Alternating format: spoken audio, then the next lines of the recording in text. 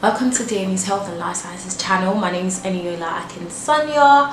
I'm in my second year of nursing, and today I will be speaking about everything that you need to know about nursing and also the application process into getting into nursing. I'm talking about personal statements, the numeracy and literacy test, interviews.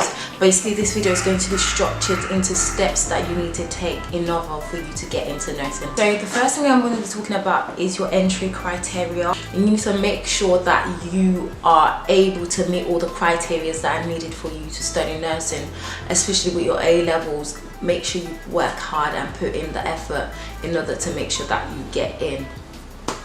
So, in terms of your personal statement, firstly, I would advise that, for one, do not use any cheesy lines. Secondly, you need to come in with a very convincing opening statement as to why you like nursing, or why you like the career path, or why you think the career path might be good for you. And then you need to talk about what has led you to make this decision. Is it a subject? Is it a personal experience? Did you go for a conference that made you think, okay, I think nursing might be for me? Are you in a job currently that makes you think that nursing would be a good career path for you to go into? All of these things you can actually put into your personal statement. Next thing I'll say is to show your understanding of the demand of the subject.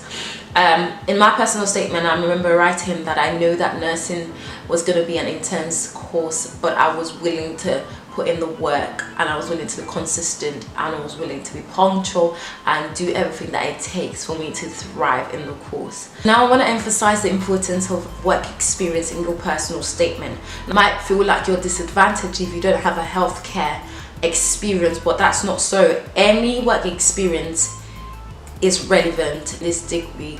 As far as the skills learned can be transferred into your nursing skills, you're fine. For instance, say you were working in a retail place and you were sort of dealing with customer service. In nursing, you're going to have to learn to speak to patients, and you're going to have to make sure that they are satisfied and they are well and they're comfortable. Also, I know that working in retail can be so much pressure, so that in itself can teach you how to work on that pressure. Those are the type of skills that we want to know, that you can communicate, that you have interpersonal skills, that you can relate to people, that when faced with a challenge, you are going to be able to thrive in it and not fail.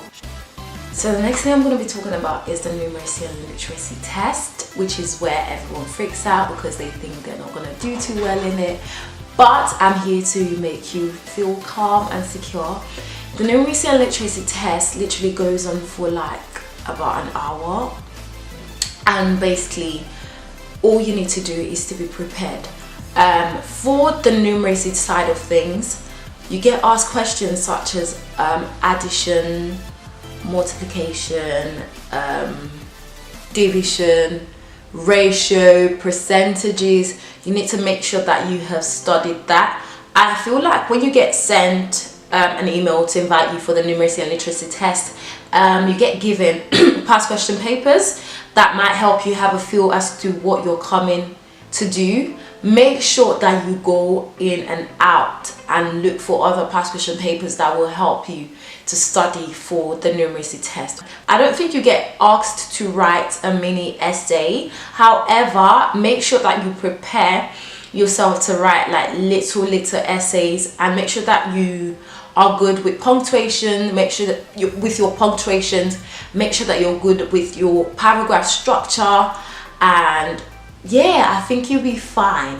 Okay, next thing I want to talk about is the interview process. Now, I feel like this year the interviews might take place on Skype, which in my opinion is a relief. I would have liked that, but it doesn't mean that you should go in ill prepared. You need to prepare for that as well. So in order for you to prepare for your interview, I'm going to give you an example of questions that you might get asked from the interviewer.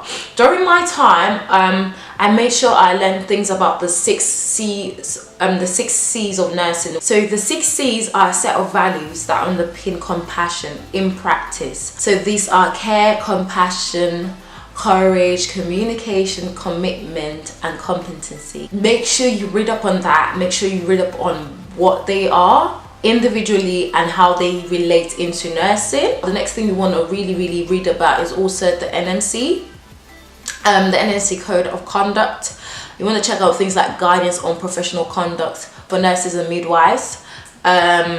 Also, one thing that I would advise for every one of you guys to do is to make sure that you are on point and that you're so informed about all the healthcare issues that there are currently, like right now. For example, Brexit. How has the Brexit affected the healthcare system in the UK? What is the current situation? Make sure that you stay informed.